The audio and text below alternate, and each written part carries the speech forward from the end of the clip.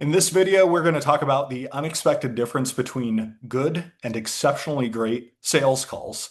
And we're going to do it with the largest data set of its kind, where we analyzed over 300,000 calls across 1,592 salespeople to understand what selling skills actually drive sales success. My name's Chris Orlob, CEO of Caliber and former go-to-market leader at Gong, who helped grow the company from $200,000 in revenue to $200 million in revenue in just 5 years. Now, here's the backstory. About 10 years ago this time, I led the first sales research study of its kind while I was at Gong. We analyzed about 25,000 recorded sales calls using AI so that we could answer one question. What separates great salespeople from everyone else according to data? Our first finding was this. We discovered that the ideal talk to listen ratio for discovery calls was 43:57.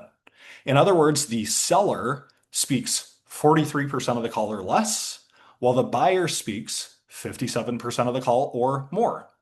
Now, when we published that, it went viral, and people still reference that stat 10 years later. But here's the problem with it. It didn't explain how or why. How do great sellers earn the trust they need to get their buyers sharing that much? Why do buyers, quote unquote, open up to great sellers and keep everybody else at arm's length? In a world of buyers afflicted with what I call discovery fatigue, it's not as easy as it sounds. For 10 years, I didn't have a good answer to this, and neither did anybody else. But we recently finished analyzing, like I said, the skills of almost 1,600 salespeople, new data that we've never published anywhere, and it finally answers this question.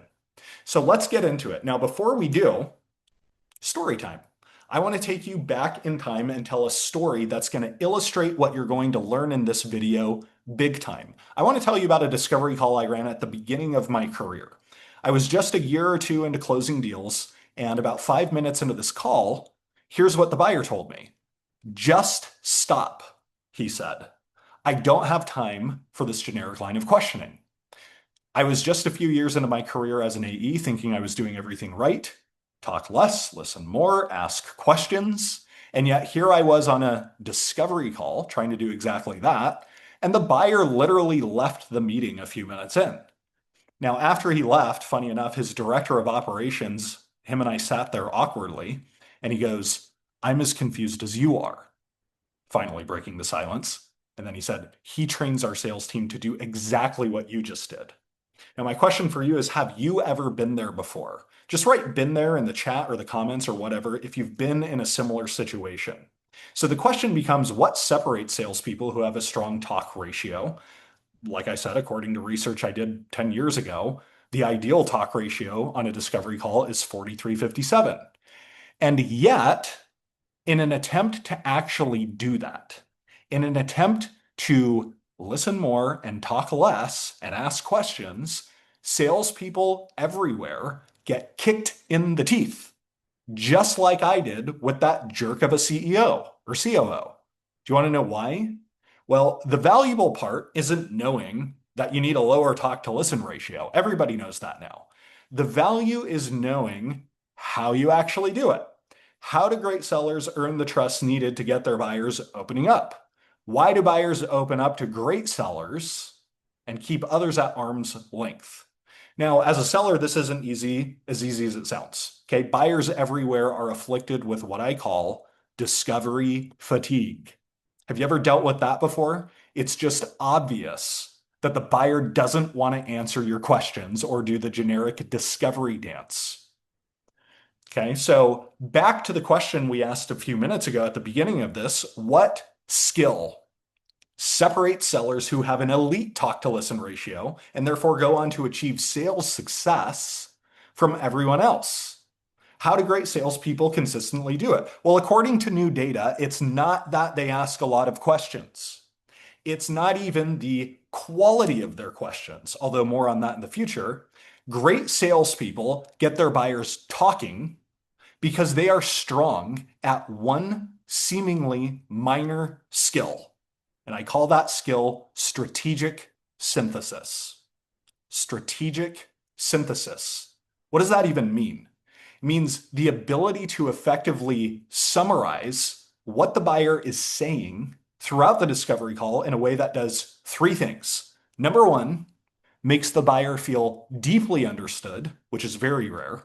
Number two, clarifies the buyer's problem in a way that they couldn't, right? You hand them back the problem with more clarity. And number three, demonstrates the seller's credibility and expertise because only a credible expert could summarize and synthesize in the way that they do. Now, here's what the data says. That's the takeaway, but here's what the data says. This is not the typical analysis of sales conversation that stops at stats, like the talk to listen ratio. In this data, we're talking about which skills actually drive sales success. Now that AI is smart enough to define, to identify, and to measure seller skills. Now, as you can see, we analyzed the skills of these 1,600 sellers across 300,000 calls using AI against a skill scoring model that looks like this. It spans 5 skill maturity levels: novice, which means no skill; developing, which means weak skill; proficient, which means some skill exists, but it's inconsistent; strong, which means consistent skill levels are demonstrated; and finally, expert, mastery of the skill.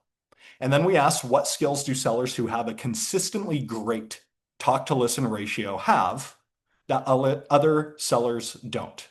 Now, let me break down what you're looking at here. First, we grouped the sellers in the study, the 1,600 sellers I mentioned, into 3 groups. Number one, those with strong talk to listen ratios. This group averaged a 43% or lower talk to listen ratio. In other words, they got their buyers talking a lot.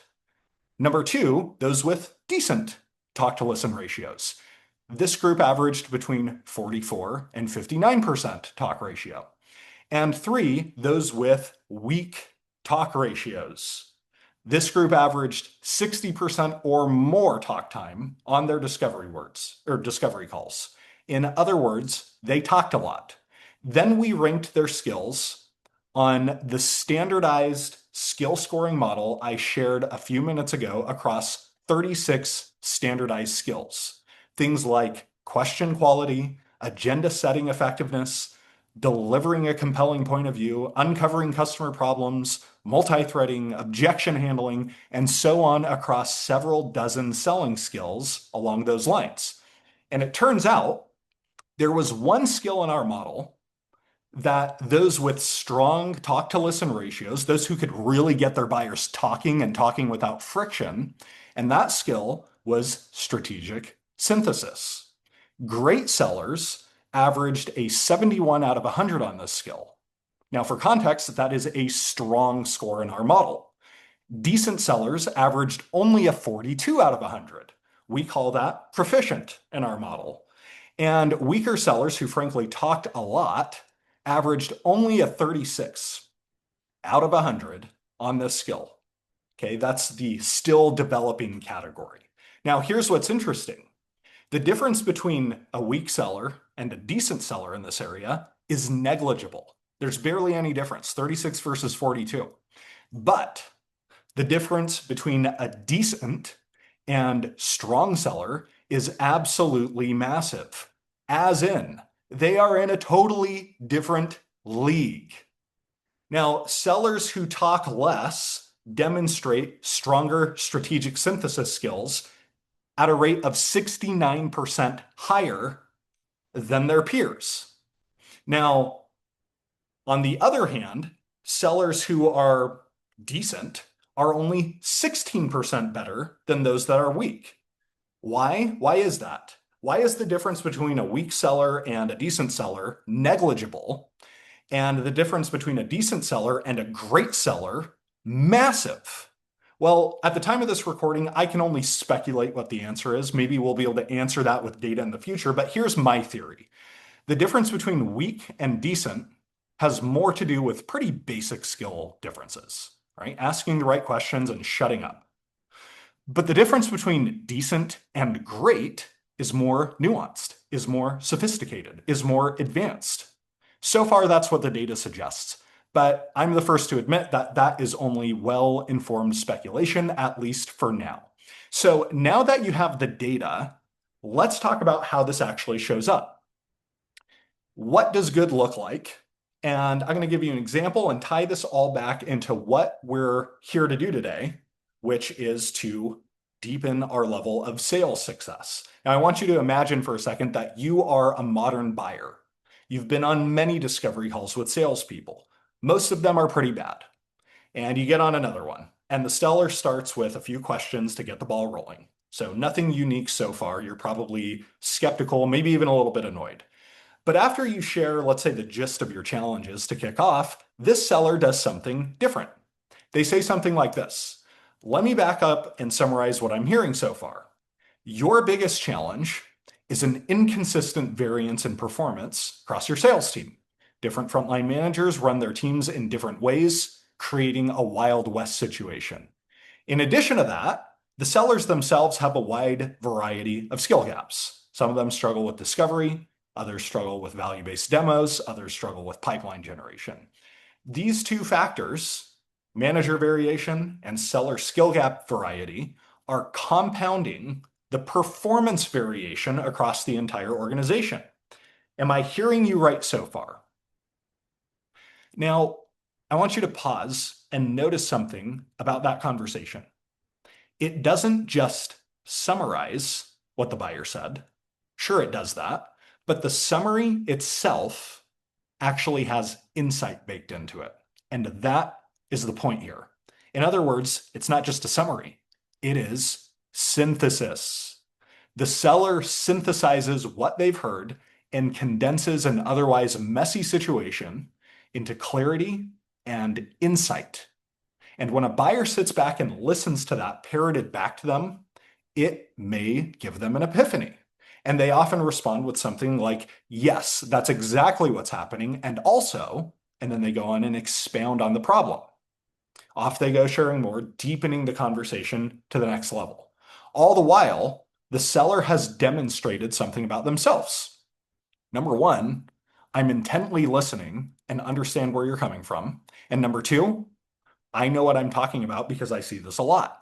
When sellers do this right, buyers feel compelled to share even more. Now, why do buyers respond to this? Why do they respond this way? Because this seller just proved that this conversation is time well spent. It's time well invested. And the more the buyer shares, they think, the more productive this is likely to become because they're dealing with a pro. The buyer no longer sees them as a salesperson or a vendor. They see them as a guide or an advisor. Most salespeople, last data point for you, do not do this at all, let alone do it well. That's not an opinion. That's what the same data set tells me. Only 17% of sellers score strong or higher on this skill. And that is your opportunity. If most sellers do this poorly, that's another chance for you to blow past them. Back in 2016, the data told us what a great discovery call looked like. 43:57 talk to listen ratio. It didn't tell us how the best sellers actually got there. And now we're one step closer to knowing. It's not just the volume of questions. It's not just the quality of questions. It is synthesis, the ability to hand a buyer their own problem back sharper and clearer than they gave it to you. That's a learnable skill. Most sellers have simply never been told. It's the one that matters. So that's all I have for you today. We're going to publish research just like this one on the first of every month going forward. And you can sign up for notifications on that in the link I provided on this video. Now, I'd love to hear from you in the comments. What was your biggest takeaway? What stood out the most? And if you know other sales professionals who would like this research, go ahead and share it with them. Thanks for watching. I hope you enjoyed watching this as much as we enjoyed researching it.